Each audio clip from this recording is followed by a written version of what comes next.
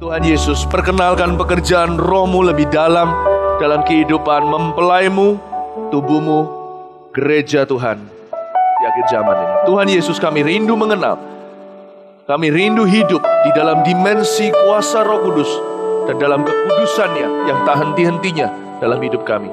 Kami rindu dibawa masuk ke dalam alam di mana tidak ada lagi yang mustahil bagi orang percaya. Kami belum sampai pada taraf itu, tapi kami sedang menuju ke sana. Bagi keluarga kami, bagi orang-orang yang kami cinta, bagi generasi kami, dan orang-orang yang ada di tempat kerja kami sehari-hari. Kami rindu menjadi alat di tangan-Mu. Terima kasih Tuhan Yesus. Beri kami telinga yang dengar-dengaran, urapi kami, sembunyikan hamba di balik salib, sehingga Yesus selalu yang dipandang dimuliakan. Terima kasih Tuhan. Dalam nama Yesus yang percaya katakan, amin. Shalom, silakan duduk semuanya. Menjelang Festival Kuasa Allah, jangan lupa tanggal 25 dan 26 April, jangan hanya datang satu malam, datanglah 2 malam berturut-turut, karena itu akan menjadi seperti kolam Bethesda yang sudah direnovasi. Bethesda, malaikat cemplung di dalamnya, goncangan pertama siapa masuk sembuh. Kalau yang ini, gak perlu malaikat lagi, Yesus akan hadir di sana. Saya tahu banyak orang sudah disembuhkan di 18 FKA sebelumnya. Kali ini bukan hanya tidak beda, urapan itu akan naik dan meningkat. Berimanlah untuk setiap orang yang kita kenal, yang masih sakit, bisa jadi keluarga sendiri. Tetap berimanlah, kalau mereka belum disembuhkan, hingga hari ini kita berdoa. Berimanlah, percayalah, sesuatu pasti akan terjadi. Kebanyakan orang beriman, hingga hari hanya kita kurang iman. Mau beriman, berimanlah total. Saya beriman juga untuk banyak hal. Saya beriman untuk orang-orang yang ada di sekeliling saya. Jangan pada saat nanti pas FKA terjadi, lalu gak datang karena flu katanya. Bukannya justru flu harus datang. Gak, jangankan flu, lumpuh juga harus datang. Ayo kita percaya, ini Bethesda yang direnovasi. Kita akan melihat mujizat terjadi. Katakan amin, beri tepuk tangan untuk Tuhan Yesus. Praise the Lord. Saya mau bicara soal Roh Kudus mempersiapkan hati Anda menuju FKA. Sesuatu yang sederhana aja. Saya beri judul 4 dimensi pekerjaan Roh Kudus di dalam diri kita. Nah, saya mengalami karya Roh Kudus sejak sangat muda, sangat dini. Saya masih ingat waktu umur 6 tahun kalau nggak salah. Ya betul, 6 tahun sebelum saya pindah ke Taipei, Taiwan dengan koko saya. Saya tinggal di rumah. Waktu malam hari tidur saya dapat penglihatan. Anak usia belia, saya dapat penglihatan. Saya ingat kok, sampai hari ini nggak pernah bisa lupa. Dan saya tahu detik itu Roh Kudus sedang berbicara kepada saya, tapi saya belum mengenalnya secara pribadi. Saya hanya tahu tentang Tuhan Yesus dari gereja. Mirip seperti 12 murid Yohanes Pembaptis kan, yang ditemukan Paulus di Efesus. Kamu tahu nggak tentang Roh Kudus? Belum tahu kami tentang Roh Kudus.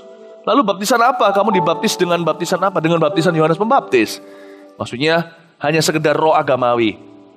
Jangan alergi dengan kata agamawi. Nggak semuanya salah kok, nggak semuanya buruk. Agama ya baik juga, tapi nggak cukup. Kalau kita mau masuk dalam sebuah dimensi kuasa Allah, benar-benar bekerja dalam hidup kita, memiliki agama saja tidak memadai. Jadi karena itu, saya mendapatkan penglihatan pada waktu itu. Saya nggak ngerti, nggak ada orang beritahu saya bagaimana harus menanggapi hal-hal seperti ini. Saya melihat batu karang. Saya nggak tahu, sekarang baru tahu tuh batu karang. Batu itu besar sekali. Sedang menggelinding ke arah saya mau dilindas dengan itu. Nantinya saya tahu itulah batu karang yang teguh. Ku harus mati, dia yang hidup di dalamku. Nah, dan lalu saya ngalami dari waktu ke waktu. Saya masih ingat ada satu waktu saya di kamar itu seperti merasa merinding gitu. Waktu saya masih kecil, tiba-tiba saya nangis, saya merasa berdosa. Saya merasa saya orang berdosa pada suatu sore-sore hari. Saya masih umur berapa itu, masih kecil. Nah, saya nggak ngerti itu kuasa Roh Kudus. Hari ini saya tahu ketika ada KKR Yesus kemarin, KKR Triptuel anak segalanya, anak kecil sekecil-kecil itu sudah bisa seperti di Jakarta kemarin, wow, hujan Roh Kudus terjadi. Itu anak-anak kecil dilawat Tuhan kemarin baru berapa minggu.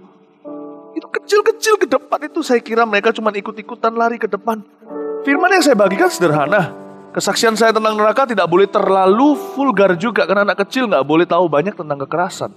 Secukupnya, ala kadarnya. Tapi firman Allah cukup jelas saya ambil dari Wahyu pasal 20 kalau nggak salah. Tentang, ya Wahyu 20 tentang maut, kerajaan maut. Jadi cukup berat bobotnya buat anak umur segitu. Tapi mereka ngerti semua tuh. Saya dikasih hikmat juga, dikasih kata-kata untuk bisa menjelaskan.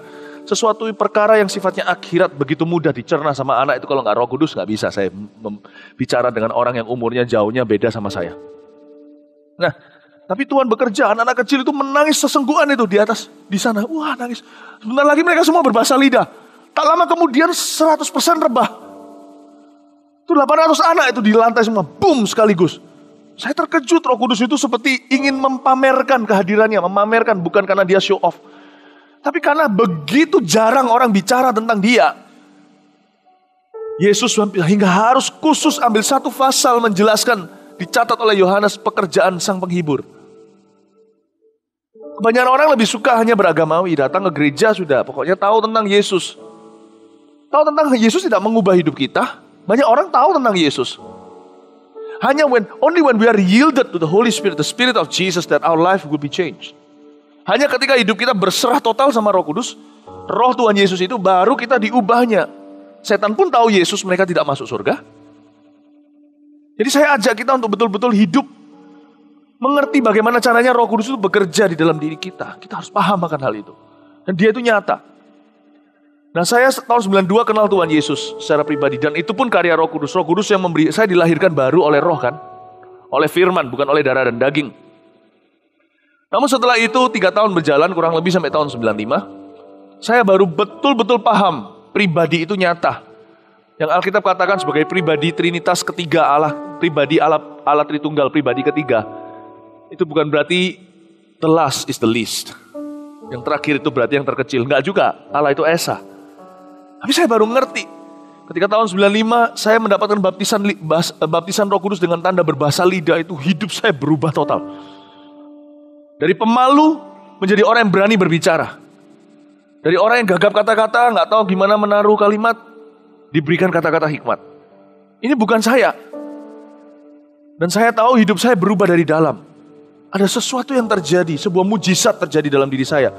Jadi jangan pernah remehkan baptisan Roh Kudus tersebut dengan tanda berbahasa lidah. Banyak di antara kita sudah malas berbahasa roh. Kita anggap itu apa sih? Tidak ada artinya. Oh jangan. Alangkah baiknya kita jangan pernah bangun dari ranjang kita tanpa berbahasa lidah. 22 tahun ini saya kenal, 19 tahun minimal dari tahun 95 hingga sekarang. Kalau saya bangun tidur, pertama kali saya ucapkan adalah memuji Tuhan dengan bahasa roh.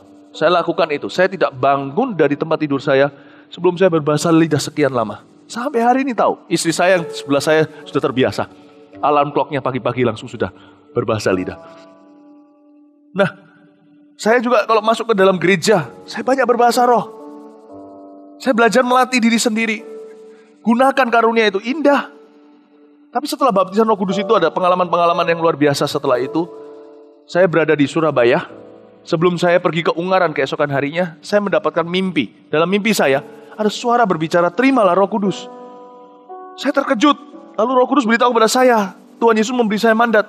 Mulai hari ini kalau kamu berdoa, melayani, jangan hanya berhenti sampai firman Tuhan. Jangan berhenti sampai memberi orang nasihat. Beritahu sama mereka kalimat yang Yesus lakukan sebelum Yesus diangkat, sebelum dia naik ke sorga. Ketika dia menampakkan diri kepada murid-muridnya, dia mengembusi mereka dan berkata, receive the Holy Spirit. It is Him. He is the agent of change. Not our wisdom. Bukan hikmat kita. Dialah agen perubahan itu. Bukan saya. Sampai hari ini saya harus ngerti. Bukan khotbah saya yang mengubah orang. Ini bukan keluar dari sebuah pelajaran, pembelajaran, tapi keluar dari sebuah persekutuan pribadi. Bukan berarti kalau apa yang kita pelajari semuanya itu tidak berguna. Jangan salah mengerti. Tapi semuanya kayu bakar seperti yang saya katakan juga di depan. Kayu bakar. We need the oil. Kita butuh minyaknya. Kita butuh apinya. Untuk supaya itu bisa menjadi sesuatu korban bakaran yang indah dan wangi-wangian bagi Allah. Jadi saya ajak kita untuk sungguh-sungguh membangun hubungan yang intim dengan Roh Kudus setiap hari. Dan hidup saya berubah total setelah itu. Setelah mimpi itu. Pelayanan saya diubah setelah mimpi itu. Lalu tidak lama setelah itu, waktu saya berkhotbah di Ungaran, saya masih ingat saya berkhotbah di depan anak-anak kecil, 50-an orang. Khotbah saya cukup lama, saya mengajarkan banyak hal tentang kuasa, tentang kerajaan Allah, kerajaan sorga. Saya melihat burung merpati. Jadi terkejut, saya nggak bisa, saya biasanya nggak aneh-aneh gitu kalau selesaiin khotbah ya, selesaiin khotbah. Tapi hari itu saya tercengang dan 50 anak itu diam nungguin saya ngapain. Saya tercengang cukup lama, 20 menit ada. Saya melihat sambil menangis, saya melihat burung merpati. Saya lihat dengan mata kepala saya, bukan penglihatan. Saya lihat itu datang dekat dengan sinarnya kebiru-biruan indah. Sejuk di hati. Saya melihat burung merpati yang sedang berdarah-darah. Lalu Tuhan Yesus berkata, itulah rohku yang telah dilukai sana sini. Dia dipadamkan, diperdebatkan, ditolak, difitnah. Dan di antara gereja-gerejaku terutama. Saya sedih melihat itu. Sejak hari itu saya mengambil keputusan untuk betul-betul terbuka sama karyanya. Biar orang bilang saya apa terserah, mau ngeroh, mau apa kayak terserah. Asal jelas saya punya fondasi yang kuat. Saya gak peduli orang mau bilang saya apa. Tersesat kayak apa kayak. I will stick with the Holy Spirit, not with my might, not with my power, as long as I live. Saya tidak akan bersandar kepada kuat gagah perkasa saya seumur hidup saya. Saya akan terus bergantung dengan dia. Itulah salah satu alasan kenapa saya terus berbahasa lidah. Sejak Tuhan memberikan karunia itu kepada saya 19 tahun yang lalu. Saya tidak pernah mengizinkan ada tanggal kadaluarsanya. Sebuah karunia yang Allah beri. Malah justru karunia itu menyulut semua karunia yang lain bermunculan. Sebelum ada FKA, siapa pernah sangka tiba-tiba ada pelayanan ini dan itu muncul. Itu semua hasil dari persekutuan dengan Roh Kudus. Roh Kudus juga roh yang sama di dalam bisnis, dalam keluarga, dalam segala perkara. Saya ingin sekali untuk Anda melihat pelayan-pelayan perjanjian baru. Seperti yang dikatakan oleh Paulus dalam suratnya di Korintus. Adalah pelayan-pelayan yang bersinar wajahnya. Oleh karena urapan Roh Kudus, bukan karena tulisan-tulisan Taurat. Hari ini saya kalau membaca Alkitab dari Kejadian sampai Wahyu, saya baca di dalam kuat kuasa Roh Kudus. Saya baca demikian rupa hingga semua blind spot yang gak kelihatan, yang biasanya tidak dianggap oleh orang. Saya baca, saya minta tolong sama Roh Kudus dengan bersandar dengan dia, beri saya pengertian. Beri saya pengertian. Wow. Saya betul-betul sejak hari itu hubungan saya dengan Alkitab pun berbeda. Dari Kejadian sampai Wahyu itu tak akan pernah sama. Saya ajak kita untuk mengerti gimana caranya, apa dimensi pelayanan Roh Kudus di dalam diri kita sebagai berikut. Kita buka 2 Korintus pasal yang ketiga ayat 16. Orang yang berkata aku penuh Roh Kudus lalu menolak perjanjian lama adalah orang yang bodoh. Justru dengan adanya Roh Kudus dan urapannya, perjanjian lama jadi jauh lebih dalam, menarik, penuh dengan pewahyuan. Hebat. Hari-hari ini saya lagi baca kitab bilangan lagi. Waduh, siap-siap deh kalau kita bilangan. Itu tahu nggak ya? Itu yang bikin persembahannya setiap kepala-kepala suku 12 orang. Itu berapa ons, berapa ini emas, peraknya, berapa kambing, dombanya itu plek sama. Saya bilang, Tuhan ini kok habis-habisin halaman saja. Singkat saja dan sama dengan ke-11 lainnya. Seperti kita kalau tuliskan cuma dikasih oret-oretan begitu, dah sama dengan yang di atas, idem minimal. Itu diulang lagi semalam 12 kali. Tuhan beritahu sama saya, Roh Kudus beritahu sama saya, don't skim it. Jangan baca cuma lewat itu. Tentunya gak perlu sampai juling melihat artinya apa.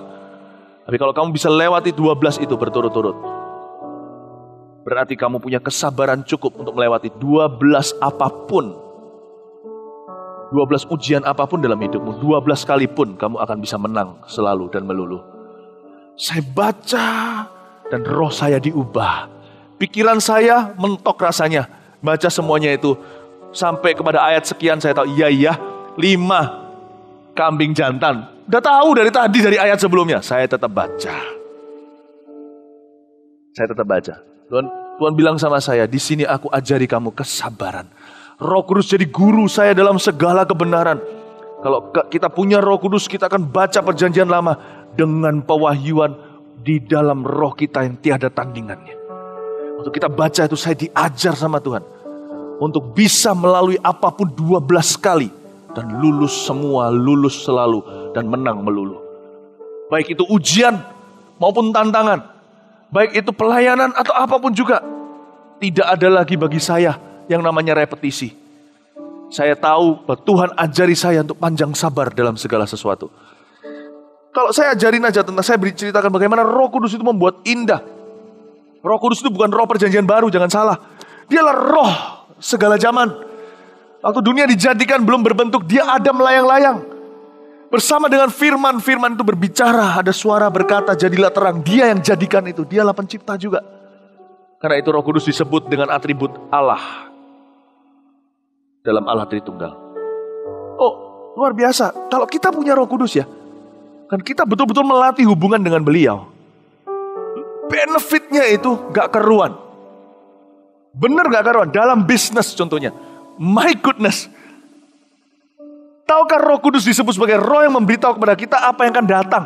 Yesus berkata di Yohanes 16. Coba kita tahu apa yang akan datang. Kita selalu akan menang. Tak terhingga benefitnya orang yang mendekat kepada Tuhan. Tapi tentunya untuk kita dekat sama Tuhan pertama-tama gak boleh pikirkan benefitnya. Karena Tuhan itu pribadi. Itu yang membuat Roh Kudus terluka dari awal mulanya. Saya ajak kita, kebanyakan kita masih banyak, kalau kita gak sadari, gak hati-hati termasuk saya, lebih banyak conscious atau sadar dengan perkara-perkara yang masih kita lihat. Yang duniawi, yang sifatnya melihat ke kanan kiri. Jangan lupa, saudara. Kita yang hidup penuh dengan Roh Kudus itu, hidup dalam sebuah realita yang lebih besar di dalam diri kita daripada apa yang kita lihat di samping kanan kiri kita. Kalau kita hidup masih di bawah tekanan, kita masih hidup di bawah tekanan untuk berkenan sama orang, sama manusia. Orang pikir apa? Nanti yang sana lihat aku enggak. Kalau demikian caranya kita beribadah kepada Allah, baik di gereja atau di luar sana, maka kita tidak akan membangun perkenalan dengan Allah. Kita akan mengalami kesulitan untuk percaya. Karena hidup kita lebih banyak digerakkan dengan apa yang kelihatan, bukan apa yang tidak kelihatan maupun yang nampak. Tuhan adalah roh, kata firman Tuhan.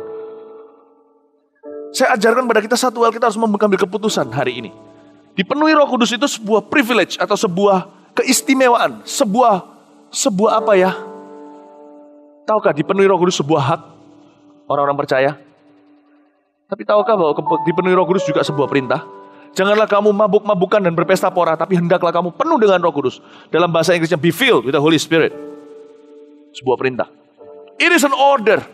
It is a new order of things. Bukan hanya sebuah perintah, itu sebuah tatanan yang baru. Orang yang penuh dengan Roh Kudus, hidupnya dituntun dan ditata oleh Allah dengan demikian rupa mengejutkan setiap langkahnya.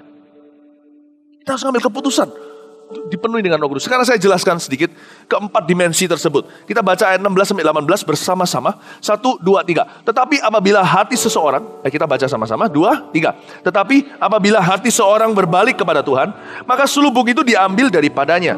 Sebab Tuhan adalah roh, dan di mana ada roh Allah, di situ ada kemerdekaan. Dan kita semua mencerminkan kemuliaan Tuhan dengan muka yang tidak berselubung. Dan karena kemuliaan itu datangnya dari Tuhan yang adalah roh, maka kita diubah menjadi serupa dengan gambarnya dalam kemuliaan yang semakin besar. Saya jelaskan ayat 16. Tetapi apabila hati seseorang berbalik kepada Tuhan, maka selubung itu diambil daripadanya. Roh Kudus itu selalu berhubungan dengan ambil selubung. Dia itu setiap hari urusi perkara hati. Jadi dimensi pertama pekerjaan roh Allah dalam kehidupan orang percaya adalah dia harus memastikan bahwa setiap hati dipersembahkan untuk Tuhan Yesus. Pekerjaan Roh Kudus yang pertama adalah mempersembahkan hati kita untuk Tuhan Yesus. Peperangan roh yang terjadi bukanlah peperangan kita lawan roh jahat. Sadarkah setiap hari daging kita memerangi roh Allah? Doa atau enggak doa? Itu biasa kan? Waktu doa pikiran kita di mana? Udah gitu. Daging kita ini senantiasa memerangi roh Allah. Jadi peperangan rohani yang pertama terjadi itu di dalam hati. Tidak ada urusannya dengan setan. Kalau kita bisa menang yang di dalam sana, tak ada satupun setan di luar sana bisa menahan kita. Orang yang berkata sama Yesus, "Engkaulah Mesias." Ingat Petrus berkata begitu ketika ditanya, "Menurut kamu aku siapa?" Tuhan mau tahu posisinya di mana. Orang berkata Elia, berarti Tuhan lebih rendah. Sekalipun dia Elia, wah, tapi kan dia nabi saja. Orang berkata Yeremia, bla bla bla, tapi Petrus berkata, "Engkaulah anak Allah yang maha tinggi," berarti dialah yang tertinggi. Yesus berkata, "Wow, yang mewahyukan ini bukan manusia darah dan daging. Bapakku di sorga yang mewahyukan ini." Lalu dia berkata apa? Tuhan Yesus berkata apa? "Di atas batu karang teguh ini, aku bangun gerejaku." Betul gak? Itu berarti di atas Petrus kan? Bukan. Berapa menit kemudian Petrus kesetanan. Sampai Yesus harus sisihkan dia, bawa dia ke pinggir dan berkata, "Enyah kamu iblis." Saking penuhnya dengan setan. Hari itu, khususnya di mulutnya, Petrus hendak mencegah Yesus melakukan tugas termulia. Karena Petrus kedagingan. Dia tidak mikirkan dari cara pandang Allah, dia pikirkan opini manusia. Apa yang manusia pandang baik. Hikmat orang yang menentang tanpa sadar kedengaran baik, namun menentang prinsip kerajaan Allah yang jauh lebih tinggi. Yesus menyisikan dia. Jadi bukan di atas batu karang Petrus dibangun gerejanya. Bukan di atas dasar itu diberi kuasa untuk mengikat dan melepas. Apa yang kau lepaskan terlepas di sorga. Apa yang kau ikat terikat di sorga. Tapi di atas dasar apa? Pewahyuan itu. Petrus berkata, engkaulah anak Allah yang maha tinggi. Yesus berkata, siapa? Siapa? Barang siapa? Betul-betul meninggikan Yesus setinggi-tingginya dalam hidupnya. Orang itu diberi kuasa binding and loosing. Wewenang gereja akhir zaman ada di tubuh orang itu. Gereja itu selain korporat, individu. Tuhan mau memberi kepada kita kuasa gereja itu. Sehingga dibawa sampai ke pekerjaan kita sehari-hari. Untuk kita punya kuasa untuk mengikat dan melepas. Kita harus sampai kepada pewahyuan Yesus kaulah Mesias. Dan itu hanya Bapa yang membisikkan Roh Kudus yang dicurahkan dalam hati. Dan Roh Kudus untuk membawa kita mencapai titik itu harus perang sama daging kita. Karena kita selalu menantang dan menentang. Peperangan rohani yang pertama di hati. Sekali menang, apapun yang kau lepas di luar sana terlepas di sorga. Apapun yang kau ikat terikat di sorga. Tak ada lagi yang bisa menahanmu, hai Yosua. Tiap kaki, tiap tempat di mana kakimu kau injakkan, kuberikan kepadamu. Tak seorang pun bertahan di hadapanmu. Siapa yang melawanmu, Yesaya 59, akan rebah di hadapanmu. Amazing. Waktu saya renungkan ini, Roh Kudus memberi saya pengertian. Wow. Peperangan rohani, segala peperangan rohani adalah perang daging dan roh. Roma 8. Hidup dalam daging, kau tidak akan memenuhi keinginan roh. Hiduplah oleh roh, kau akan matikan perbuatan daging. Pekerjaan Roh Kudus tiap hari kantornya tidak di sorga. Dia sudah dicurahkan ke dunia sejak Pentakosta kepada setiap daging. Artinya dia masuk ke daging kita, menaklukkannya kepada Yesus. Dan itulah peperangan kita setiap hari. Dan Roh Kudus setiap saat memastikan hati kita hanya milik Yesus dalam segala area. Khususnya di area-area yang abu-abu, di mana kita sulit tunduk dan takluk. Disitulah Roh Kudus banyak kejar. Dan selama kita tidak bisa lewati dimensi pertama, tak ada dimensi kedua Roh Kudus yang akan kita baca setelah ini. Itulah sebabnya ada orang Kristen yang berputar-putar di padang gurun. Selama bertahun-tahun ke gereja, nggak juga ngalami apa-apa. Karena di area itu dia gagal dan dia lari dari Tuhan. Kemanakah aku dapat pergi? Menjauhi roh-Mu Tuhan. Di sanalah kalau aku menaruh tempat tidurku di tempat orang mati atau ke ujung bumi, di ujung lautan, di tepi lautan yang terjauh, engkau ada di sana, tanganmu akan menuntun aku kembali ke rencanamu. Tuhan tidak marah, Tuhan tidak murka, Tuhan tidak ngambek. Tapi Roh Kudus sebelum kelar dengan kita, di dimensi pertama, dia tidak bawa kita ke dimensi kedua. Dia nggak bawa. Roh Kudus itu tertib. Ini sekarang maksudnya, artinya tertib itu bukan berarti kebaktian kita seperti funeral atau seperti pekuburan orang mati. Tertib bukan berarti kita nggak boleh bersuka cita merayakan kehadirannya. Bukan, tertib dalam arti Tuhan itu tahu tatanan. Jadi kalau kita nggak mau dibawa, itulah sebabnya di antara dalam hidup kita, seperti seolah-olah hidup kita sudah stagnasi sejak beberapa bulan ini atau beberapa tahun ini. Hati-hati untuk menilai sendiri, ya. Tetap harus dengar-dengaran dengan Allah dan hati-hati jangan tergesa-gesa dari hari ke hari. Dengarkan waktu baca Alkitab, dengarkan tuntunan Roh Kudus. Saya yakin ada sebagian di antara kita yang hidupnya telah stagnasi berapa tahun ini. Karena ada satu area kita lari dari Roh Kudus. Nah, mungkin soal pengampunan. Mungkin soal kerendahan hati, kesombongan. Mungkin soal keangkuhan. Mungkin soal sesuatu, ada sesuatu kita lari. Itulah sebabnya Daud berkata, supaya aku bisa terus berjalan dalam jalanmu yang kekal. Mazmur 139 dia berkata, selidiki aku Tuhan, lihatlah, point out to me. Any of my ways offends you. Tunjukkan kepadaku, apakah ada jalan di dalam diriku ini yang ofensif terhadapmu. Luar biasa loh. Daud berkata, supaya aku bisa jalan next, lanjut. Setelah perempatan ini, Tuhan tunjukkan padaku apa yang ngeblok aku untuk maju. Ini luar biasa. Jadi tugas Roh Kudus tiap hari dimensi pertamanya adalah mempersembahkan hati kita ini untuk Tuhan Yesus seorang. Roh Kudus itu cemburu banget. Sekarang ngerti ya ayat yang berkata dia memberikan rohnya kepada kita dengan penuh cemburu itu bukan berarti dia cemburuan. Maksudnya gini, Roh Kudus itu roh yang cemburuan sekali. Jadi dia begitu sensitif. Detik di mana seorang pengkhotbah contohnya mencari kemuliaan bagi dirinya, dia langsung mundur dan retreat dari pendeta itu. Gak peduli kalau dulu pendeta itu pernah membuat mujizat. Lihat, seorang nabi yang luar biasa dari Yehuda mengulurkan tangannya, meledaklah mesbah. Elia pun gak dipakai demikian rupa. Detik di mana dia kompromi, dia izinkan perutnya berbicara, bukan lagi hatinya pada Tuhan. Dia melanggar firman Tuhan, makan minum, padahal Tuhan suruh dia langsung kembali dari tempat di mana dia berasal. Detik itu juga dia dimakan singa. Roh Kudus tidak menyertainya lagi. Dia dimakan oleh dunia. Dunia ini bukan singa dari Yehuda. Dunia ini adalah singa lain yang memakan singa dari Yehuda. Kalau kita tidak hati-hati, sekalipun kita keturunan singa, kita akan sebagai anak singa yang akan mati dimakan dan dibantai oleh roh dunia. Kalau kita tidak kuat. Makanya itu tidak heran kan, ada banyak orang-orang Kristen setelah sekian lama ikut pro-M segalanya, jatuh lagi ke dosa lama, jatuh lagi ke pergaulan yang lama. Itu karena kita nggak hati-hati, bukan karena Tuhan tidak menyertai. We're not careful. We're not careful. Makanya ada ayat yang berkata, my soul follows hard after thee. Jiwaku itu mengikutmu dengan keras. Keras itu bukan kekerasan. Maksudnya aku harus keras kalau melawan arus loh. Aku harus sungguh-sungguh. Aku harus bulat hati. Jadi Roh Kudus itu begitu cemburu. Detik di mana contohnya kalau semuanya saya ini tidak lagi mengarahkan mata kepada Yesus tapi kepada saya. Roh Kudus gak punya anak emas loh. Dia langsung retreat dari saya. Dia tidak meninggalkan saya. Dia padam dan duka. Itu maksudnya dia cemburuan. He only wants Jesus lifted up. Itu harus jelas. Roh yang datang setelah aku, kata Yesus berkata seperti ini kan. Roh ini, penghibur ini, dia akan memuliakan aku. Dia bahkan akan berbicara dari dirinya. Apa yang dia terima dari aku, diberitahukanlah kepadamu. This is amazing. He only wants, dia hanya akan bergerak dengan satu syarat dan satu itu saja. Salib pun tidak menebus syarat ini ditiadakan.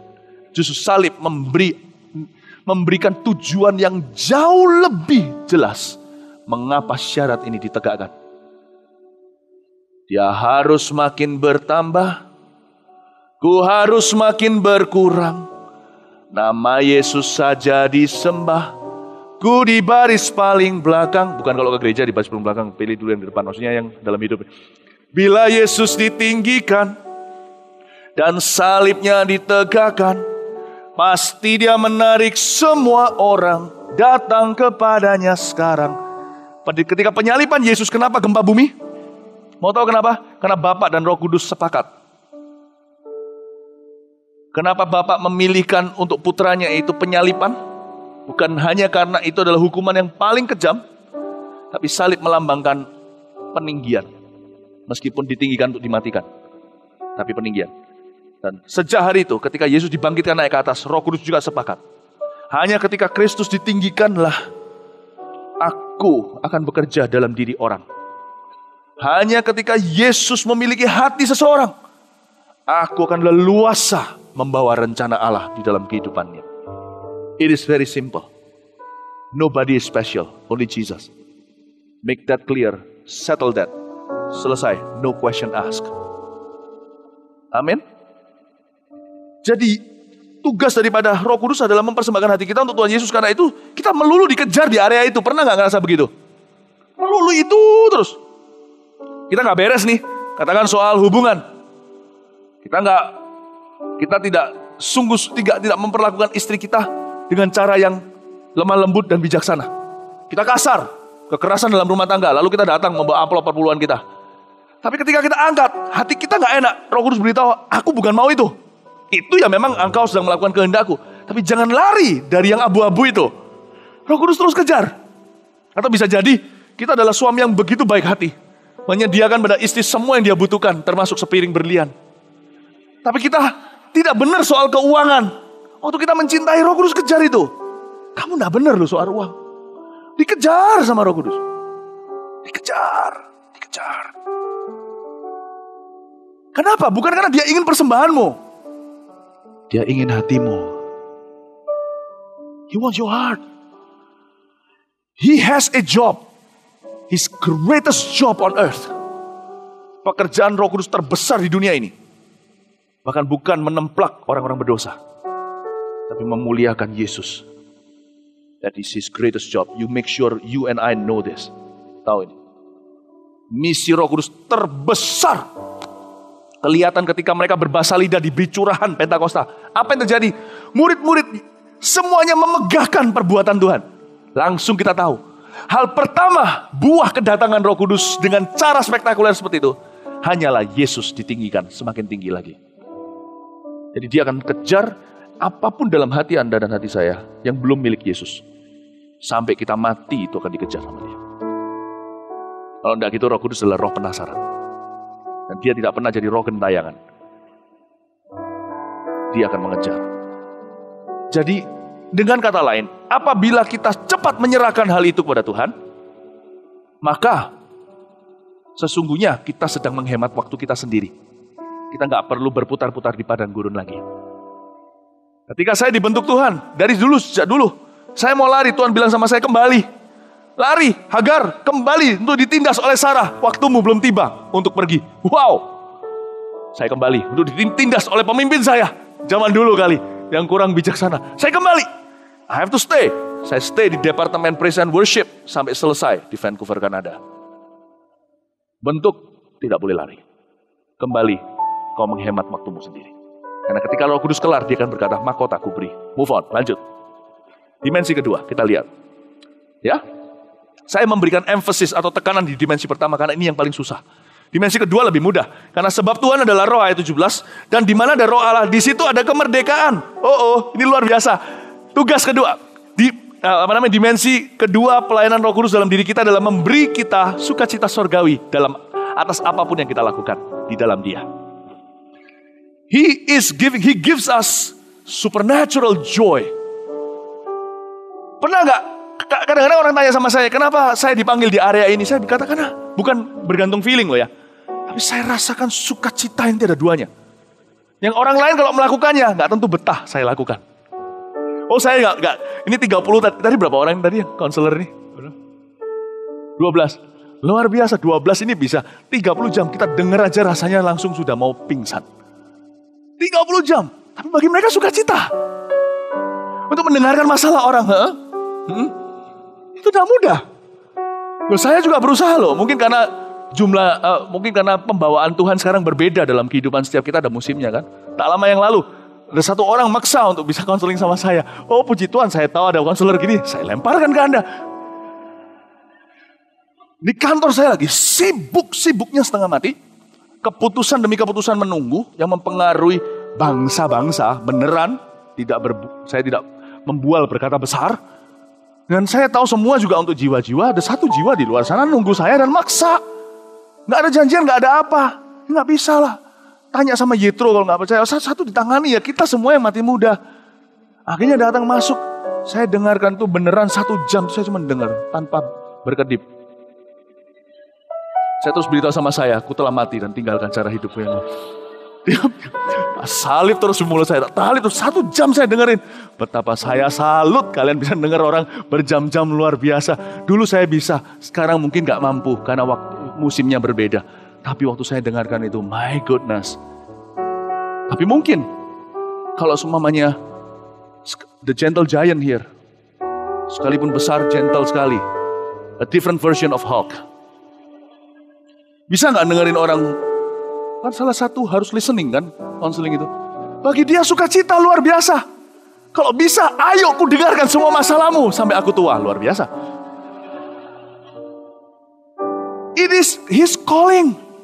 Panggilannya. How do you know if it is your calling? You find joy. Supernatural joy. Kok tahu tuh panggilanmu? Anda menemukan sukacita yang supranatural di dalamnya. Mau tahu supranatural enggak?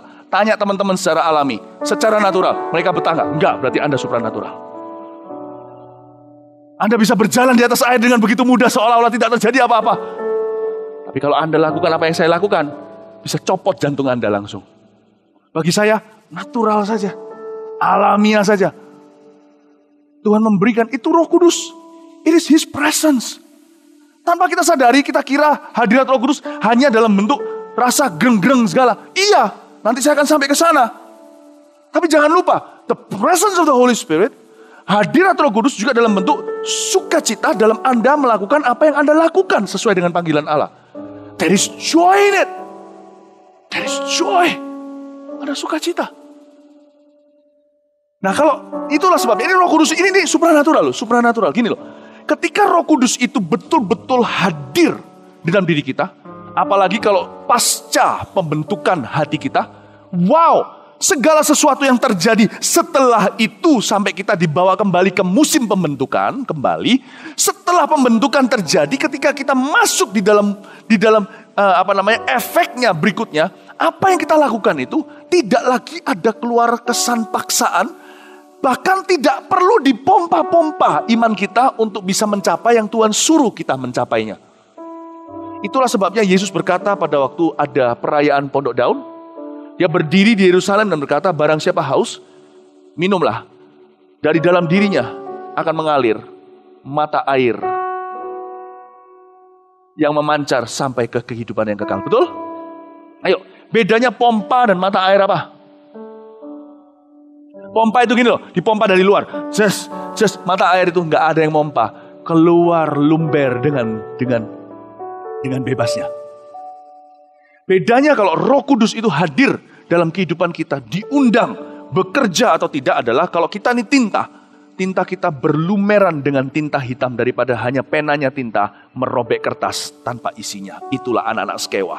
Dalam nama Yesus yang Paulus beritakan, keluar! Setannya sempat tergertak, memang ngerasa ujung tintanya, tapi sobek semua event kejadian itu menjadi suatu kejadian yang paling memalukan. When the Holy Spirit works, your life not become smooth, but what you do become smooth.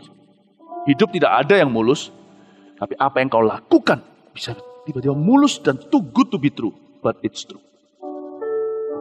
Amin. Dia memberi sukacita. Ketika Roh Kudus diberikan, Anda tidak perlu pompa. Itulah sebabnya seorang ketua CG yang mendoakan anggotanya, Roh Kudus akan diundang sebelum bahkan kalian semua datang ke CG hari itu. Sudah ada doa puasa terlebih dahulu.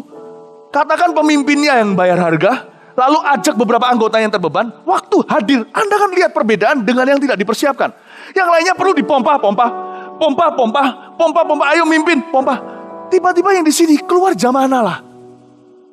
Orang-orang bisa terbeban sendiri. Orang-orang bisa berlomba. Orang-orang bisa sukacita melayani.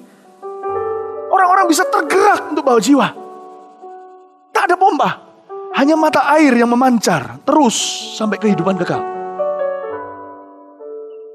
Itu perbedaan ministry yang pelayanan yang dikatakan di 2 Korintus 3 yang berdasarkan tulisan yang mati di loh batu atau di loh hati oleh karena Roh Kudus. Itu sebabnya doa-doa perlu dipanjatkan. John Sung adalah hamba Tuhan yang dipakai sebagai obor Allah di Asia. Ini orang luar biasa. Saya pelajari, waktu saya belajar biografinya, saya selidiki. Suatu hari Roh Kudus memberitahu kepada saya untuk ambil satu buku yang waktu itu ada di rumah seseorang, saya pinjam. Padahal covernya lo gak menarik. Satu sinyo-sinyo dengan gambaran tangan orang, bukan foto beneran. Rambutnya pun rambut kuno zaman Tiongkok dulu. Tapi Roh Kudus beritahu sama saya, ambil buku itu. Kamu baca, belajar sesuatu dari kehidupan orang ini. Saya pelajari. Obor Allah di Asia, judulnya saya baca. Wow, tanpa saya mengerti. Ternyata berapa tahun kemudian saya diizinkan hari ini untuk menggembalakan dan memuridkan beberapa murid John Sung zaman dulu. Jadi bisa bayangin, John Sung itu datang ke Surabaya itu tahun berapa, tahun kakeknya kita. Jadi beberapa orang yang sekarang saya mentori ini, usianya sudah jauh di atas saya. Karena pernah hadir di kebaktian John Sung sekali lahir baru. Baru datang itu lahir baru. My goodness, we need that kind of service again. Don't you think? Itu langsung, ini orang-orang ini sampai hari ini gak ada follow up. Dari beberapa murid-murid John Sung yang saya sendiri sempat gembalakan maupun yang tidak, yang saya kenal satu persatu hingga hari ini. Padahal waktu mereka datang itu masih anak kecil, hadir di Surabaya, ada yang di Semarang, di mana datang gitu aja lahir baru, dengar firman-Nya satu kali doang. Lahir baru hingga hari ini masih melayani Tuhan dengan setia. Tak ada tanda-tanda celah. Kok bisa? Saya pikir-pikir kok bisa. Mau tahu? John Sung tiap hari 6 jam di lututnya. Saya tidak ajak Anda untuk meniru ini. Sekali lagi, bagi dia natural sekali. Tapi setiap iman sebelum jadi pohon, tetap jadi benih kan? Kalau Anda secara 5 menit doa, kita nggak pernah bangun dengan Tuhan. Mana bisa suatu hari jadi pohon apa-apa? Jangan bandingkan ini pohon beringin, ini pohon kelapa. Setiap pohon beda-beda. Tapi setiap kita tetap harus jadi pohon, bukan Mas Musa tuh? Nah kalau kita dari benih aja udah nggak setia, gimana jadi pohonnya? Jadi tanaman apa? John Sung tuh 6 jam begini doa satu-satu untuk convertnya. Tidak heran pelayanannya tidak diisi dengan pompa. Dengan merek berbeda-beda. Tidak ada merek John Sung cuma satu. Mata air Roh Kudus. Mereknya Yesus. Saya mau belajar dari orang ini. What a man of God. He died young though. Dia gak terlalu. Ya sisi lemahnya dari seorang hamba Tuhan ini adalah dia kurang balance hidupnya. Gak sampai 50, umur 40 sekian mati muda. Dan kasihan sekali. Tapi intinya adalah saya belajar sesuatu kekuatan di dalam pelayanannya. Orang ini melakukannya bukan dengan gagah perkasanya. Dia punya sukacita dan dia tidak mengakhiri dengan daging apa yang dia mulai dengan rohnya.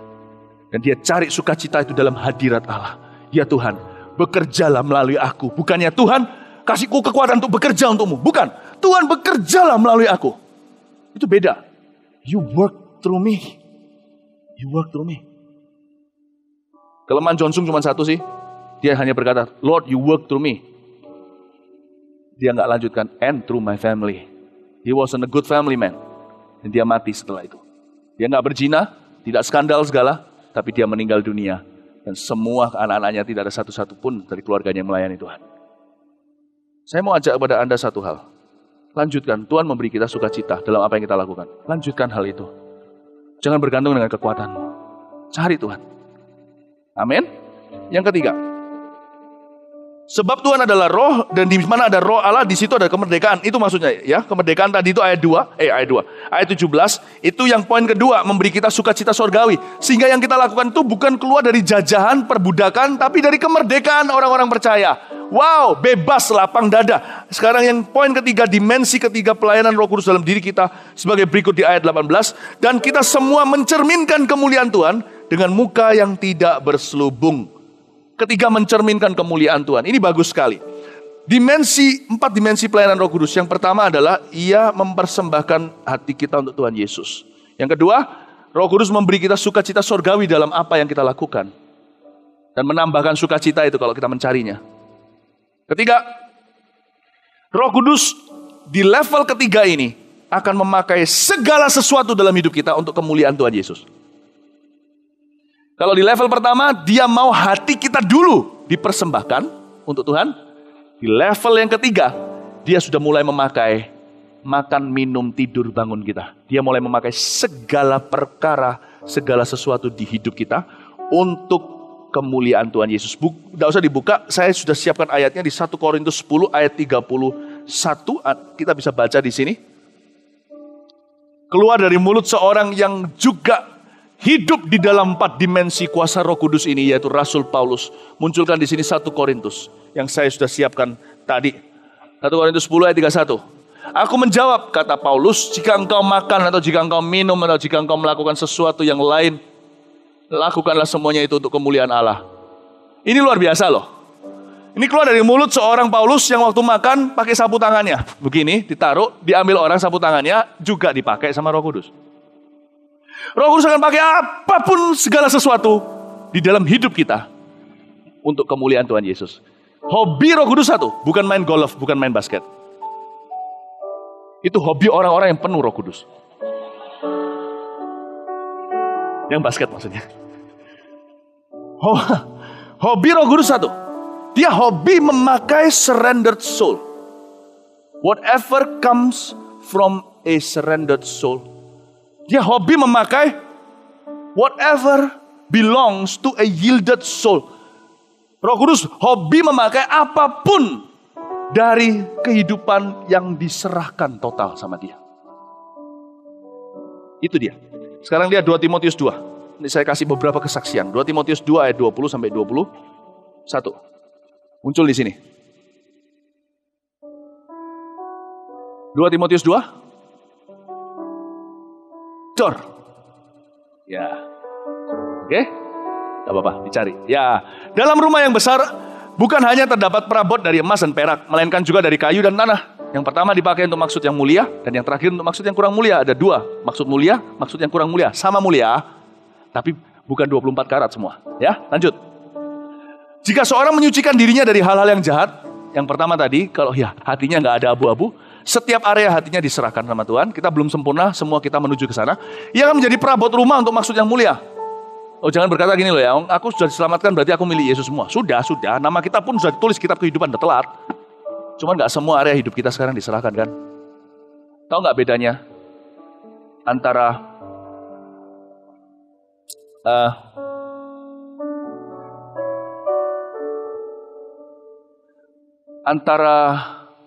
holiness and sanctification?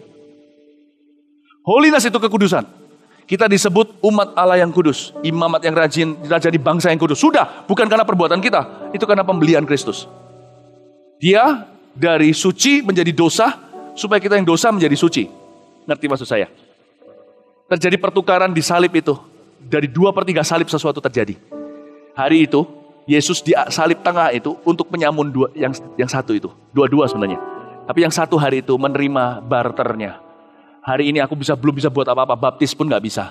Tapi engkau di atas sana untuk aku, berarti habisnya aku di sorga karena engkau. Detik saat itu juga, dia boleh disebut sebagai a holy man. Sanctification, however.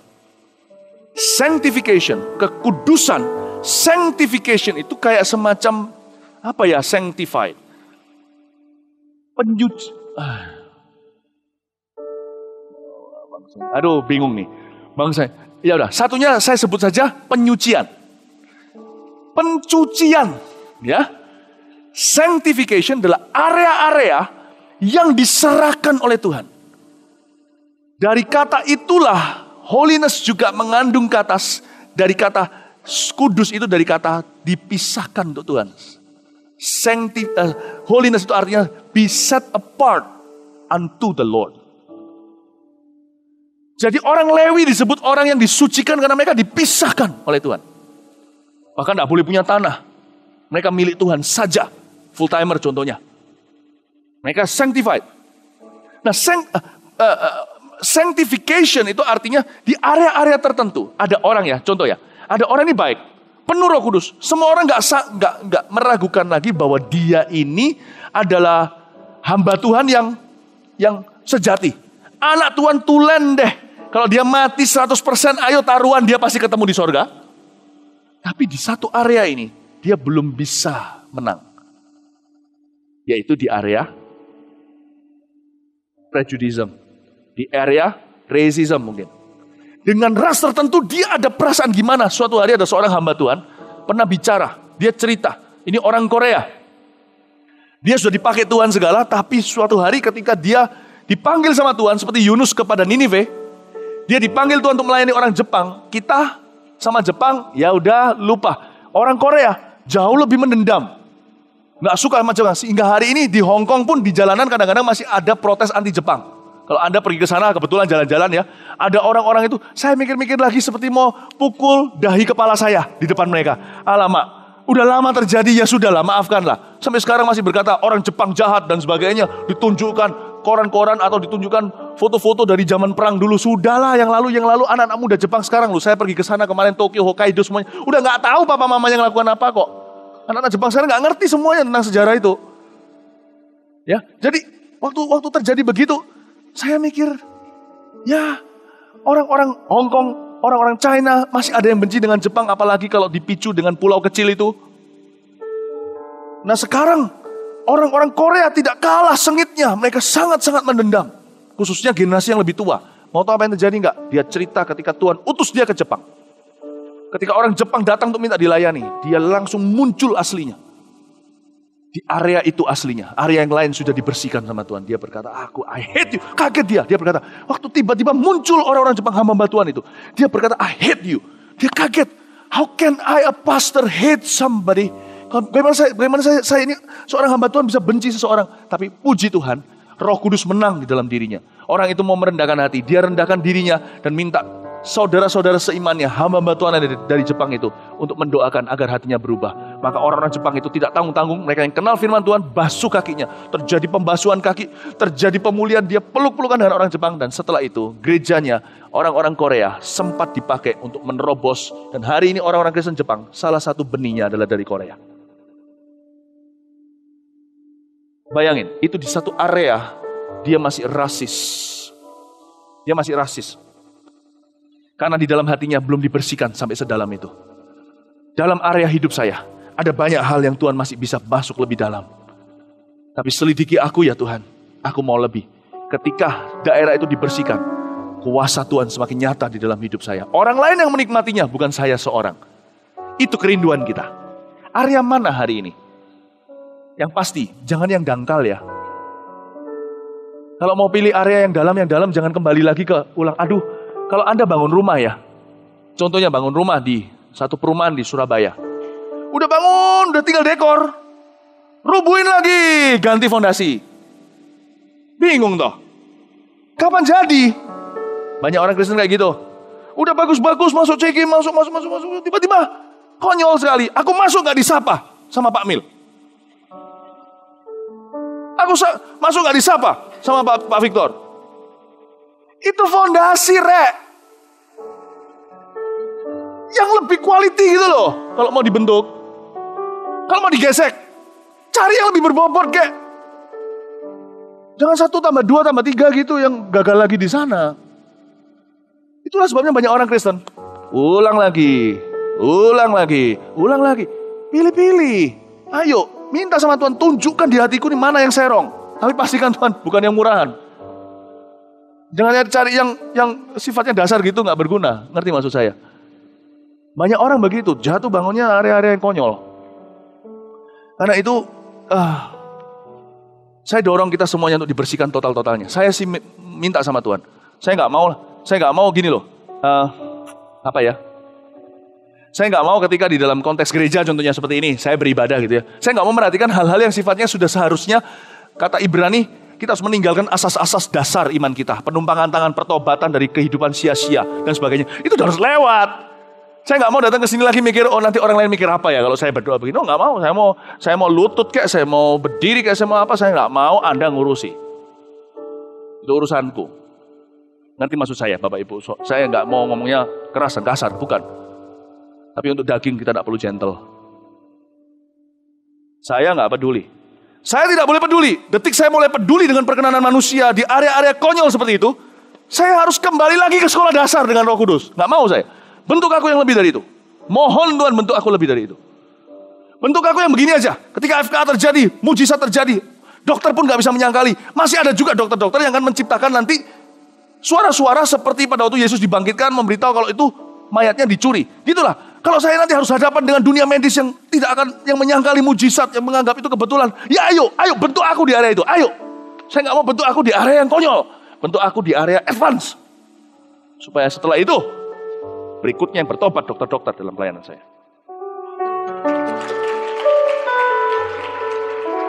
Bedakan, itu bukan keangkuhan. Pilihan. Hidup itu memilih battlefield atau medan perang apa yang kau mau hadapi. Pilih gordennya, pilih karpetnya, pilih tackle-nya, pilih sendiri bangunan seperti apa yang kau mau dibangun. Dengan jerami dan kayu, atau dengan perabot mulia dari emas dan perak. Amin. Roh Kudus akan mulai pakai segala sesuatu dalam kehidupan kita. Nah, di sini di area ini, saya ceritain sedikit ya. When my soul is yielded, waktu hati saya itu mulai betul-betul berserah. Itu aneh loh. Tuhan itu kayak seperti mau memberitahu suatu pesan. Aduh, saya banyak sekali cerita benar untuk kemuliaan Tuhan, tapi gak habis-habis saya ceritakan saking banyaknya. Tapi bagi saya mau lebih banyak lagi. Saya masih haus dan lapar akan Allah. Kami pergi jalan-jalan ke mall contohnya. Gak ada pikiran pelayanan, cuman mau refreshing saja. Ketemu sama jemaat. Bawa papanya yang bukan kenal Tuhan. Contoh saja. Lalu kenalan, basa-basi biasa. halo dan sebagainya, selesai. Gak pernah sangka bahwa itu berarti apa-apa. Ternyata saya diberitahu nantinya.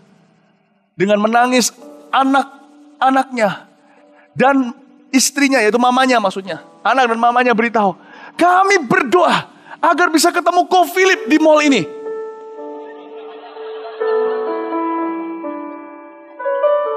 Sebab Papa tidak pernah mau ke gereja. Papa mengeraskan hati, tidak percaya. Papa itu tidak percaya sama semua gereja. Tapi terakhir-terakhir ini, kok gak keberatan dengar khotbahnya Ko Philip. Malah kesannya kok tertarik dan senang. Kalau bisa ketemu aja Tuhan, sekali aja Papa pasti terbuka.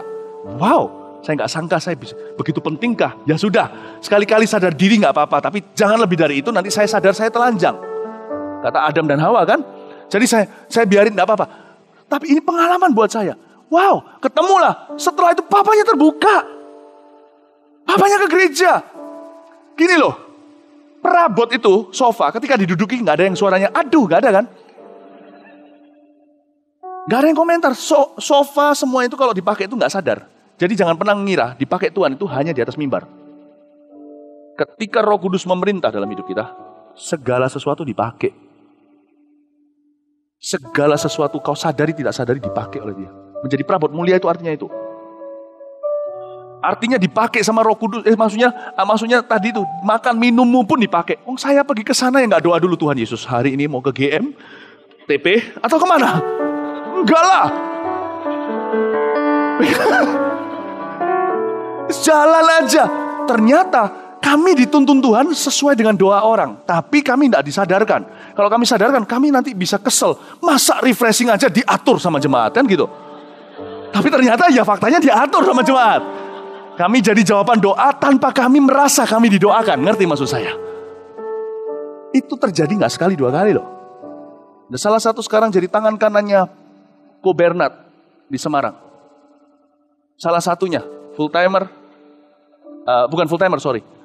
Volunteer, pengusaha yang diberkati Tuhan. Begitu, ketemu di Bali, ketemu berapa kali.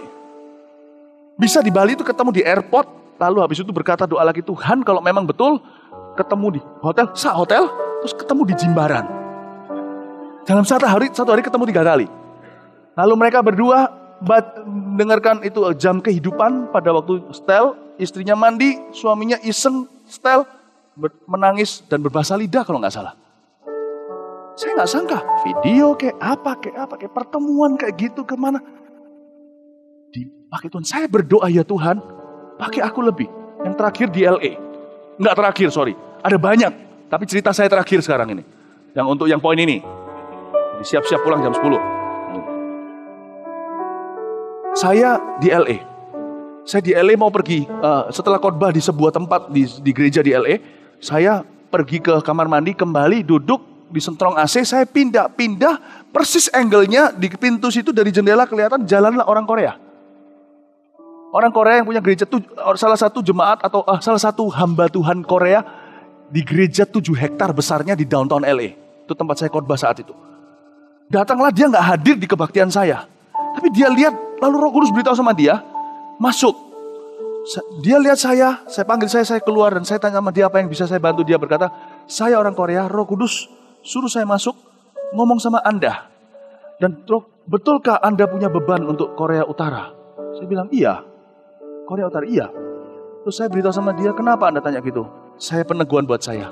Saya minta Tuhan mengurapi saya hari ini, sebab saya hari ini harus memutuskan. Mau di LA atau mau kembali ke Korea, tunggu Korea Utara buka, saya orang pertama yang masuk ke sana dan lakukan sesuatu. Pastor, please anoint me now. Put your hand on my endas. Annyeonghaseyo, yapuseyo. Tak lakukan sama saya tumbangin tangan, blok, boom, berapa? Never know, menghindari AC. Muncul satu misionaris diutus kembali ke Korea. Not for him, not for me. Saya nggak mau bermegah untuk diri. Sungguh, saya kalau bermegah harus bermegah karena Tuhan. Bahwa this type of usefulness is available. Bahwa pemakaian Allah itu sungguh ada. Kuasa itu sungguh betul-betul available dan nyata. Harapkan, saya mau gelitikin Anda. Saya mau geli-geliin imanmu. Sampai imanmu ketawa lebar dan tahu bahwa ternyata pemakaian Allah itu ada. Kita, bukan pemakaian Allah, sorry. The power, life-changing power is available. Really available. Kita masuk ke poin terakhir, lalu saya ceritakan 1-2 cerita lagi, boleh ya? Ada banyak kesaksian saya ingin cerita sama kalian. Itu tadi ceritanya gak komplit tadi malah. Sebelum itu saya mau ke kamar mandi, ada satu wanita dari Vietnam. Juga begitu, dia berkata, tolong Tuhan ketemu sama pembicaranya, saya gak tahu dia di mana. Lalu dia berkata, saya mau ketemu dia di sini, saya mau pipis. Lalu habis itu dia ngomong apa, saya gak jelas. Orang Vietnam gak jelas ngomongnya. Lalu setelah pegang tangan saya, boom, rebah. Di depannya WC itu ada orang rebah gitu. Saya suruh panitia tolong ya, saya mau lanjutkan misi saya. Itu gak selesai, itu ceritanya banyak. Teman saya cut semuanya. Tapi intinya saya mau berberitahu pada Anda satu hal. Let's desire. Mari rindukan, Lord please use me. Jangan sekedar bergereja. Rugi bro. Jangan sekedar beribadah maksudnya. Rugi sekali. Saya cuma minta satu aja Tuhan, jangan pakai aku ketika aku main basket. Karena aku suka melukai perasaan orang di lapangan basket. Mengalahkan mereka. Oke, itu cermin kemuliaan ya, cermin kemuliaan. Mau tahu nggak cermin kemuliaan kenapa disebut begitu? Karena cermin itu nggak punya wujud. Jadi siapa yang muncul di depannya Donald Bebek ya Donald Bebek. Kalau muncul di depannya Mickey Mouse ya Mickey Mouse. Cermin itu gitu, sesuai dengan tuntunan Tuhan tanpa disadari apapun jadi. Itu cermin kemuliaan. Itu yang disebut di poin ketiga tadi, memakai segala sesuatu dalam hidup kita untuk kemuliaan Tuhan Yesus. Cermin kemuliaan. Yang terakhir, ya. Ada kata di sini, mencerminkan kemuliaan Tuhan, dan kita semua, ayat 18, mencerminkan kemuliaan Tuhan dengan muka yang tidak berselubung, dan karena kemuliaan itu datangnya dari Tuhan yang adalah roh, maka kita diubah menjadi serupa dengan gambarnya dalam kemuliaan yang makin besar. Saya senang dengan kata ini, dengan gambar, serupa dengan gambarnya, dalam kemuliaan yang semakin besar. Wow, Roh Kudus tugas, dimensi keempat Roh Kudus adalah memakai kita dengan kuasa dari tempat yang maha tinggi. Bukan hanya dengan talenta, dengan kuasa dari tempat yang maha tinggi. Ini adalah dimensi keempat yang saya kenal dan ketahui di dalam Roh Kudus, di dalam diri kita. Jadi kalau yang pertama dalam mempersembahkan hati kita untuk Tuhan Yesus, itu prioritas pertama Roh Kudus dalam diri kita. Kedua, memberi kita sukacita sorgawi dalam apa yang kita lakukan. Ketiga, memakai segala sesuatu dalam hidup kita untuk kemuliaan Tuhan Yesus sehingga kita jadi cermin kemuliaannya. Yang keempat, memakai kita dengan kuasa dari tempat yang maha tinggi. Itu yang disebut dalam kemuliaan yang lebih besar, greater glory. Katakan greater glory. Katakan kemuliaan yang lebih besar.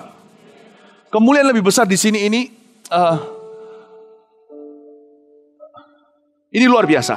Jadi Roh Kudus bisa bekerja dengan demikian rupa. Saya nggak perlu kasih ayatnya aja, tapi saya catat aja ayatnya, nggak usah dibuka ya. Yohanes 6 ayat 63 ada perkataan seperti ini. Roh Kuduslah yang memberi hidup dan firmanku adalah roh dan kebenaran. Oke? Ya ini udah muncul ini ya. Rohlah yang memberi hidup, daging sama sekali nggak berguna. Perkataan yang kukatakan padamu adalah roh dan hidup. Kata yang memberi hidup dalam bahasa aslinya adalah the spirit quickens. Kata quickens itu luar biasa. The spirit quickens. Kata quickens itu dari kata quick atau mempercepat. Seperti Elia bisa berjalan di depan keretanya Ahab. Lebih cepat dari kuda. Elia itu berapa horsepower? Jangan hitung Roh Kudus berapa horsepower. He created horses. Kalau hidup kita itu betul-betul masuk dimensi kuasa Roh Kudus ini, dimulai dengan mempersembahkan hati, lalu dapat sukacita, lalu kita mulai dipakai Tuhan dalam segala sesuatu yang kita sadari atau bukan, atau tidak. Nanti kita akan lihat, hidup kita akan mulai jadi supranatural meskipun tetap alamiah. Artinya apa? Yang saya alami sejak Roh Kudus masuk dalam hidup saya, dan semakin bertahta adalah, 1 tahun saya seolah-olah 3 tahun dalam 1 tahun. Paham maksud saya? Quickening of the Holy Spirit. Quickening ini juga ada di Amsal ketika dijelaskan aku menjadi lebih pandai dari profesorku yang beruban. Kira-kira gitu bahasa sehari-harinya. Firman Tuhan memberi intelligence. Ini bisa begitu rupa. Orang idiot kalau betul-betul baca firmannya itu dengan kuasa Roh Kudus, urapan Roh Kudus, dia bisa jadi juara sebentar lagi. I believe with all my heart. The quickening power of the Holy Spirit is real and available. Dan sungguh-sungguh nyata dan tersedia bagi mereka yang haus, lapar, dan percaya. Sejak Roh Kudus memerintah dalam kehidupanku, 1 tahunku seperti 3 tahun.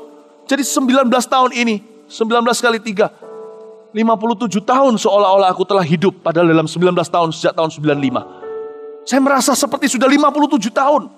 Kalau ketemu sama teman-teman yang lama, kalau mereka tidak maju dalam Tuhan, kita akan bisa merasakan, jangan sombong, jangan tunjukkan. Kita merasakan bahwa mereka sudah ketinggalan, jauh di belakang kita. Roh Kudus adalah roh yang canggih. Dia cepat sekali. Quickening of the Holy Spirit. He quickens and he slows down. Yesus ketika di kuburan, kan dia tidak bisa beraksi lagi karena Tuhan Yesus sudah mati. Pada hari ketiga dibangkitkan, bukan? Kenapa kok nggak bau? Sedangkan Lazarus hari keempat aja ketika Yesus suruh buka kuburannya, semua khawatir, tak terkecuali cici-cicinya khawatir. Nanti kalau dibuka bau sekali, sudah 4 hari. Yesus kenapa nggak bau? Kain kafannya juga nggak bau. Roh Kudus slows down or stopped the process of decaying. Dia menghentikan proses pembusukan tubuh seorang mayat, tak terkecuali anak Allah yang hidup. Karena dia manusia 100% waktu itu. He slows down, he stops, he quickens as well. Dia juga yang membuat Elia berjalan lari begitu cepat mendahului Ahab. Roh Kudus yang sama. Roh Kudus bisa membuat hidup satu orang 40 tahun. Berputar-putar di padang gurun. Merasa selamanya forever. Tuhan juga bisa membuat hidup satu orang 40 hari. Senilai hidup orang lain 40 tahun. He quickens. He quickens your business. He quickens you. Dia mempercepat. Dan gak cuma itu. Kuasa dari Yang Maha Tinggi itu juga. Yohanes 16 ayat 8-11 itu bicara tentang gimana dia menginsafkan dunia akan dosa. Saya berkali-kali mengalami mengecap kuasa yang adikodrati. Dan saya rindu lebih. Paham maksud saya? Saya merindukan lebih. Merindukan lebih. Khususnya di dalam hal menemplak dunia ini akan dosa. Beberapa kali dalam hidup ini, saya pernah mengalami tanpa berbuat apa-apa, Roh Kudus menemplak orang-orang di kanan kiri saya. Di Bandung pernah, di Surabaya sini pernah di sebuah penjara. Dan yang juga salah satunya waktu di Ungaran. Waktu itu Tuhan templak orang-orang yang ada di sana. Boleh saya ceritakan satu aja lalu selesai ya? Boleh ya? Oke ya? Satu aja, ya. Thank you ya. Nah, saya ceritakan satu ini dengan tujuan begini loh. Saya sekali lagi ingin menggelitik Anda. Menceritakan cerita-cerita yang seolah-olah dari planet lain. Karena kita hidup terlalu biasa. Agar kita tidak merasa aman, puas sampai di sini saja.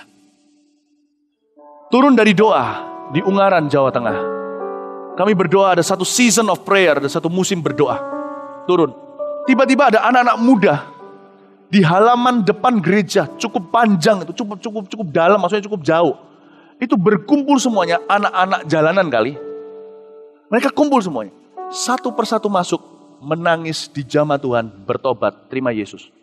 You want to know what happened? Salah satunya memberitahu kepada saya. Dan dalam nama Yesus saya ngomong ini. Betul-betul gak ada maksud sama sekali untuk menonjolkan diri.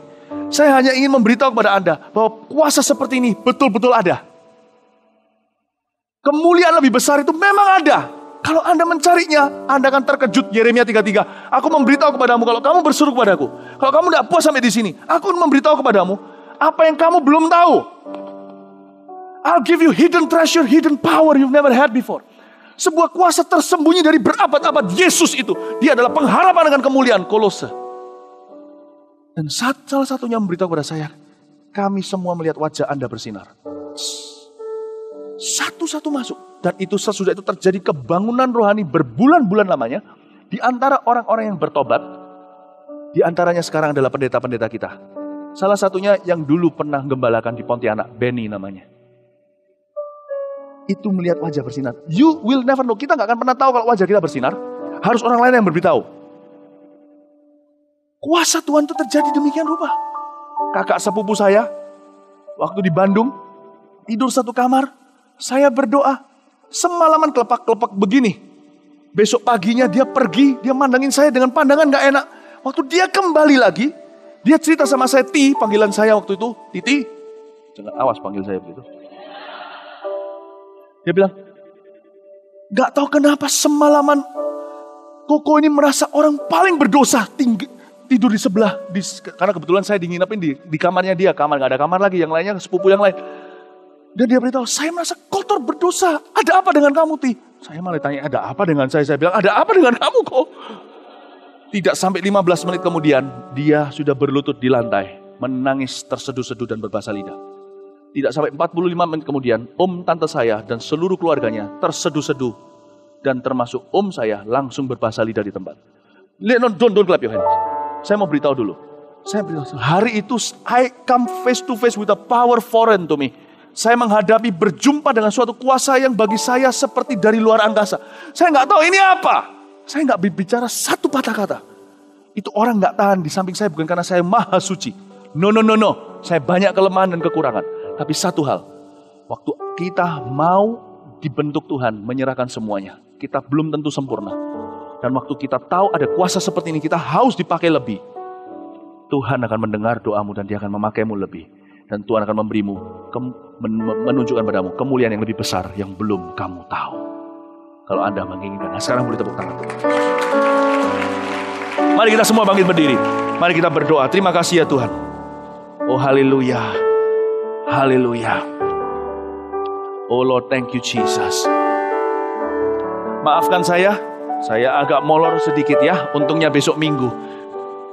Jadi besok kita nggak kerja. Terima kasih ya Tuhan Yesus. Jangan lupa 25-26 di FKA bawa banyak jiwa. Di sini juga 26 nantinya ke FKA kan semuanya kan? Betul ya? Oke Lord, thank you Lord Jesus.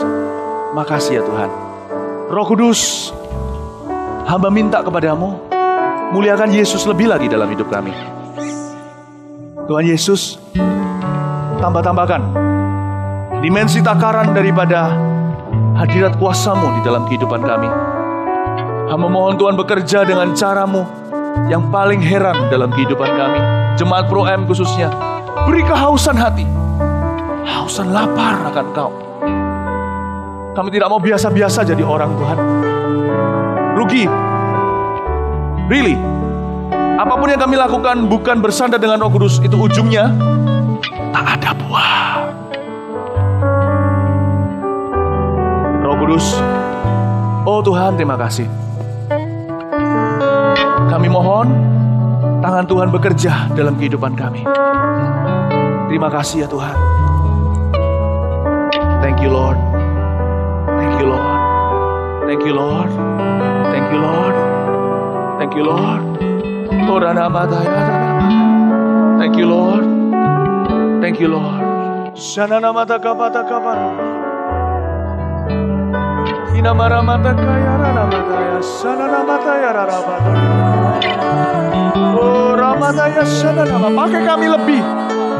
Pakai kami lebih. Greater glory, greater glory, greater glory. Kemuliaan yang lebih besar yang belum kami ngerti dan ketahui. Greater glory Lord Jesus. Greater glory. Kemuliaan yang lebih besar lagi. Oh ramadaya nana namaya shanana mata kara mata kara mata kaya namaya. Greater glory Lord. Greater glory. Greater glory Lord Jesus. Greater glory Lord. Kemuliaan yang lebih besar. Tunjukkan pada kami Tuhan. Kemuliaan lebih besar itu. Kemuliaan Yesus. Gak apa-apa bawa kami ke gunung tinggi. Kami mau bayar harga. Bawa kami untuk melihat perubahan wajah Yesus. Ketika jubahnya menjadi putih. Lebih putih daripada semua deterjen yang bisa cuci. Kami mau melihat perubahan itu. Kami mau melihat Yesus dari angle yang berbeda. Kami mau melihat Yesus dari sudut pandang yang tidak sama mulai hari ini. Orang mama bakar hati kami. Oh Tuhan, biarkan apa yang hamba sampaikan ya Tuhan kena ke kayu api. Biarkan di mulut hambamu ini firman ini keluar layaknya seperti api yang menyambar. Dalam nama Yesus. Orang mata ya nama ya sana nama. Ina nama ya nama mata kaya sana nama. Orang mata kama ya sana nama mata kama nama ya sana nama. Ina mata kama ya sana nama. Orang mata lama ya sana nama mata kama ya sana nama mata kama ya nama. Oh, nama mata kama ya nama mata kama nama nama.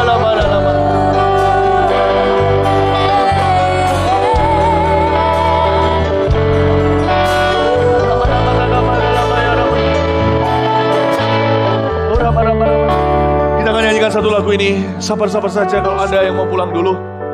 Saya akan berdoa aja dengan sederhana. Kita gak akan lama-lama juga. Tapi kalau ada yang mau pulang dulu, monggo silakan. Tapi saya mau doakan. Saya gak bisa juga mendoakan semua orang. Jadi saya izinkan kepemimpinan lokal setempat untuk tentukan siapa yang boleh naik ke atas sini. Saya mau doakan beberapa orang. Only those people in leadership yang betul-betul yang bisa, apa yang kupercayakan akan bisa dipercayakan oleh banyak orang oleh mereka. Bring them to me. Waktu nanti satu waktu saya beritahu, come. I want to anoint them now. Kita akan nyanyikan lagu ini.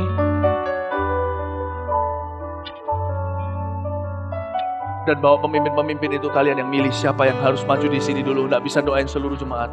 Saya nggak tahu kategorinya apa, dalam CG atau di dalam kepemimpinan tim apa, nggak tahu. Kalian yang tentukan. Roh Kudus hadir di sini. I want you to feel this anointing I'm talking about. Mengalir di bait suci, perkara ajaib pun terjadi. Semua tim leader bisa maju ke depan. Semua tim leader, karena Roh Allah sedang bekerja. Para ketua koordinator ministry, Roh Kudus hadir di sini. siap-siap di depan. Mengalir di bait suci, perkara ajaib pun terjadi, kuasa mujizat nyata, karena Roh Allah sedang bekerja. Tiada yang mustahil dan tiada yang sukar bila Roh Allah turut bekerja. Tiada yang mustahil bagi orang percaya, karena Roh Allah turut bekerja di antara kita. Tahu apa artinya impartasi? Simple. Anda diizinkan mengintip dalam hubungan seseorang dengan seseorang yang lain, agar bisa jump start memberimu sebuah batu loncatan. Itu yang terjadi dengan Elia dan Elisa.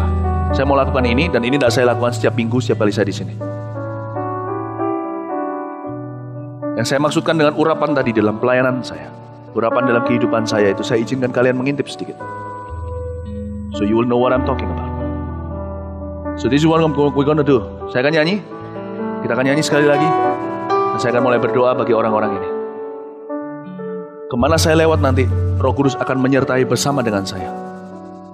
Kalian buka hati saja.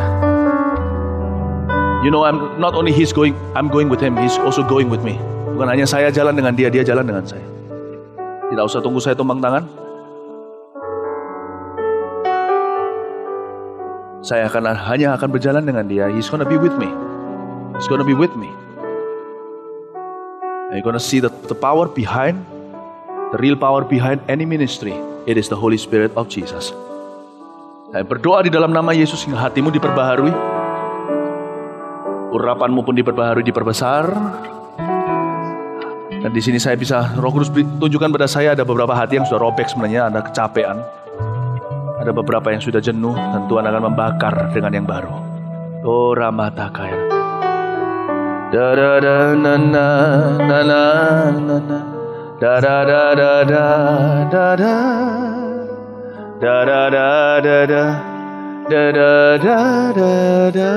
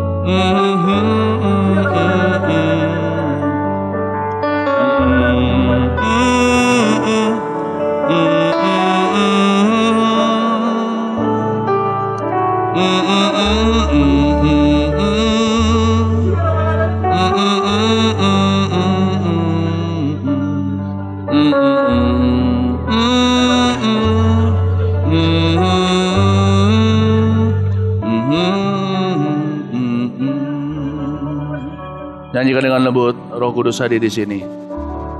Kudus hadir di sini. Dear Holy Spirit, I wanna do this just for one reason. To introduce to your people a new dimension. I've known this dimension. So you're not gonna show me. You're gonna show them. We're gonna show them. I pray for the spirit of revelation, spirit of power, spirit of sanctification and holiness. Roh Kudus hadir di sini. Roh Kudus hadir di sini. Mengalir, mengalir di bait suci. Wherever I walk, Lord Jesus, just bless your people, my Lord, I pray. Just bless your people. Sedang bekerja. Tiada yang Mustahil dan tiada yang suka bila roh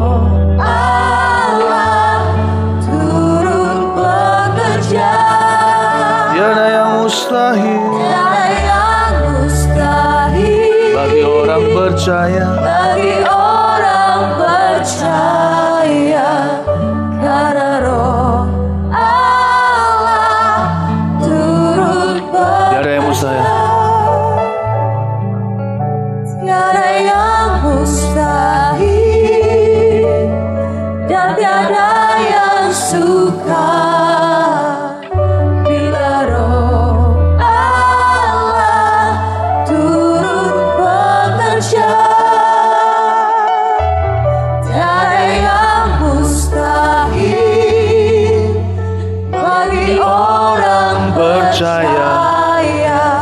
Karena roh Allah turut bekerja.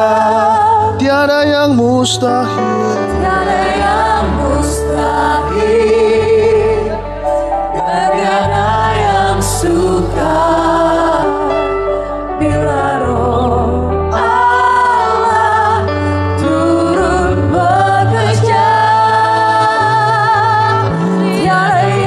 Mustahil bagi orang percaya, karena roh Allah turut bekerja. Ya, antara kita. Shanana mata kapara pata kapara lapata karala. Mari kita semua angkat tangan kita. Thank you Lord. Ora mara mata kaya. Oh, mara maya sakara maya.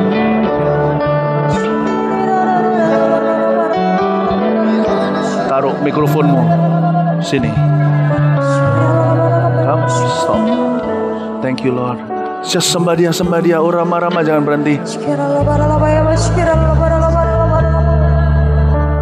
Receive a new unction. Jesus.